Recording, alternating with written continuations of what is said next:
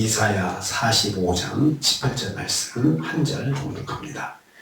이사야 45장 18절 말씀 같이 봉독합니다. 대저로 여호와께서 이같이 말씀하시되 하늘을 창조하시니 그는 하나님이시니 그가 땅을 지으시고 그것을 만드셨으며 그것을 견고하게 하시되 혼돈하게 창조하지 아니하시고 사람이 거주하게 그것을 지으셨으니 나는 여호와라 나 외에 다른 이가 없느니라. 아멘. 아멘. 오늘 말씀은 여호와 하나님께서 사람들에게 찬양받기 원하시는 내용이 무엇인지 말씀하는 것을 내용을 하고 있습니다. 여호와께서 찬양받기 원하시는 찬양의 제목들, 첫 번째는요, 하나님은 창조주이심을 찬양받기 원하십니다. 여호와께서 이같이 말씀하셨다고 시작합니다. 여호와 하나님의 자기 고백입니다. 하나님께서 찬양받기 원하시는 내용을 말씀하는 것입니다. 하나님은 창조자이심을 고백하셨습니다. 하늘을 창조하시니 땅을 지으시고 그것을 만드셨다 하셨습니다. 하나님이 온 세상의 주인이시며 세상의 운행에 대한 모든 책임과 주권을 다 가지고 계시다는 말씀입니다. 이것을 하나님께서 이러한 하나님, 창조주 하나님이라는 그 하나님의 하신 일을 찬양받기로 원하십니다. 그럼에도 불구하고 우상을 숭배하는 것, 이것은 만유의 주인이신 하나님의 주권에 도전하는 행위입니다. 하나님께서 만물을 창조하시고 만유의 주인이신데 아니 그 주인을 섬기지 아니하고 우상을 섬긴다. 이것은 하나님에 대한 도전입니다. 여호와 하나님만이 창조자로서 세상의 모든 운명에 대한 결정권을 가지시고 홀로 영광 받으셔야 합니다. 하나님께서 원하시는 것입니다. 여호와 하나님 온 우주 만물의 주인이시며 주권자이십니다. 이것을 찬양하기를 원하십니다. 두 번째는요, 하나님은 세상의 질서의 주권자이심을 찬양받기 원하십니다. 하나님은 땅을 지으시고 만드시고 견고하게 하셨다 했습니다.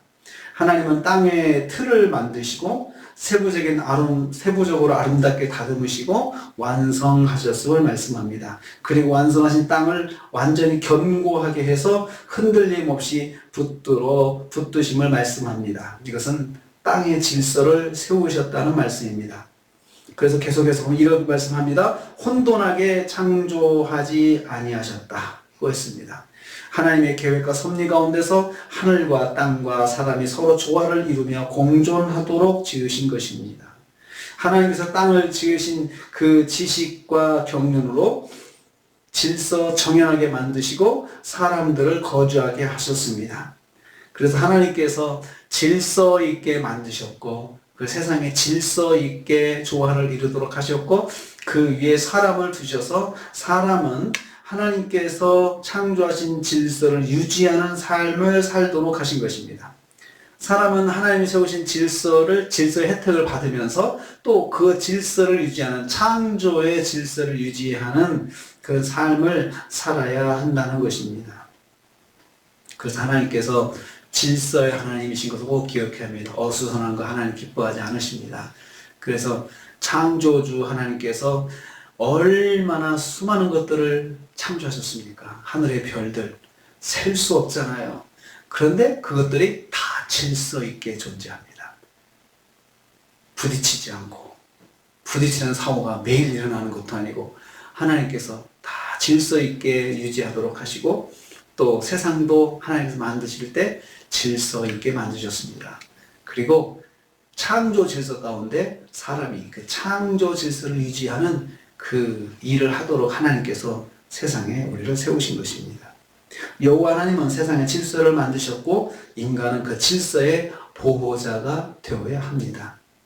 세 번째로 찬양받기 원하시는 것은 여호와만이 하나님이신 것을 찬양받기 원하십니다. 여호와 하나님께서 직접 고백하신 진리입니다. 나는 여호와라 나 외에 다른 이가 없느니라 이렇게 말씀하셨습니다.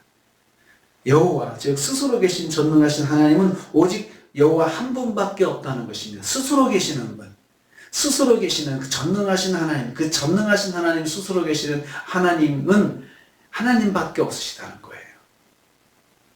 이 세상을 창조하신 분은 하나님밖에 없습니다. 자기 백성을 구원하신 분 역시도 하나님밖에 없습니다. 하나님은 자신을 강조하는 이 말씀하시면서 1인칭 대명사 나는이라는 말을 사용하셨습니다.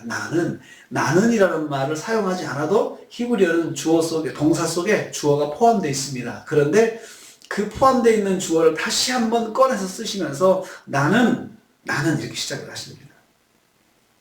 창조사역을 홀로 수행하셨음을 강조하시는 것입니다. 온 세상의 질서를 정하시고 유지하시는 일도 홀로 하시는 것을 말씀합니다. 사람을 세상의 대리자로 세우셔서 창조 질서를 세우는 대행자로 세우신 것도 하나님께서 홀로 결정하시고 진행하신다는 사실을 강조하시는 것입니다. 하나님만이 하신다는 것입니다.